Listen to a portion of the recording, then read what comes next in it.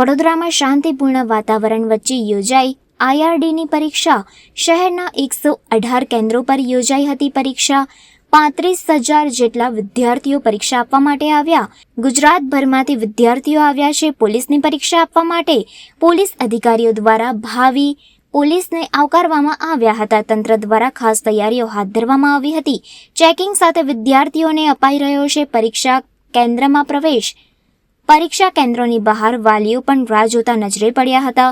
સંતાનો પાસ થઈ જાય તેવો આશાવાદ વ્યક્ત કર્યો હતો. તંત્રના બંદોબસ્તથી વાલીઓ અને પરીક્ષાર્થીઓ ખુશ થઈ ગયા. જી બિલકુલ, આજે લોકરક્ષકની પરીક્ષા છે, જેમાં બહુ જ પ્રોપર ઝીણવટભર્યું પ્લાનિંગ કરવામાં આવ્યું છે અને તે બાબતે ટ્રેનિંગ પણ આપવામાં આવી હતી અધિકારીઓને, કર્મચારીઓને. ત્યારબાદ ગઈકાલે રિહર્સલ પણ કરવામાં આવ્યું હતું અને આજે પ્રોપર બંદોબસ્ત પણ ફાળવવામાં આવ્યો છે.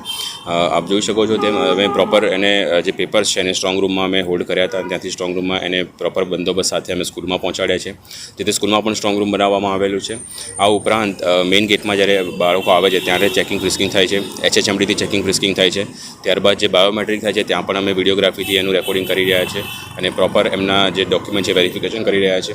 ત્યારબાદ દરેક રૂમમાં પણ અમે જે સ્કૂલના જે કેન્દ્રો છે એમાં જે રૂમ છે એની અંદર પણ અમે CCTV રાખ્યા છે અને તેનું પણ ઝીણવટભર્યું નિરીક્ષણ થઈ શકે તે માટે વ્યુઇંગ કમિટી પણ બનાવવામાં આવી છે. તો પ્રોપર પ્લાનિંગ સાથે, ઝીણવટભરી પ્લાનિંગ સાથે એનું બંદોબસ્તનું આયોજન કરવામાં આવેલું જે હતું એનું યોગ્ય રીતે પાલન પણ થઈ રહ્યું. આ સિનિયર ઓફિસર્સે જે પોતાના અનુભવોના આધારે જે આ યોજના ઘડી છે એનું બસ અમે અમલીકરણ કરી રહ્યા છે.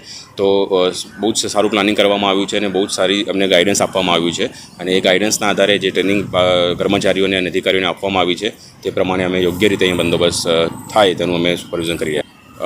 એઝ સચ તો કોઈ પડકાર નહોતો, પણ જે ભૂતકાળમાં બનાવો બન્યા છે એના કારણે લોકોમાં કદાચ એ જે અવિશ્વાસની લાગણી હોય, પરંતુ જે પ્રમાણે બંદોબસ્ત રાખવામાં આવ્યો છે અને છેલ્લા ઘણા સમયથી ગઈ PSIની પરીક્ષા આપ જોઈ લો કે એની પહેલાંની GPSની પરીક્ષા જોઈ લો, બહુ સારી રીતે પરીક્ષાઓ લેવાઈ રહી છે.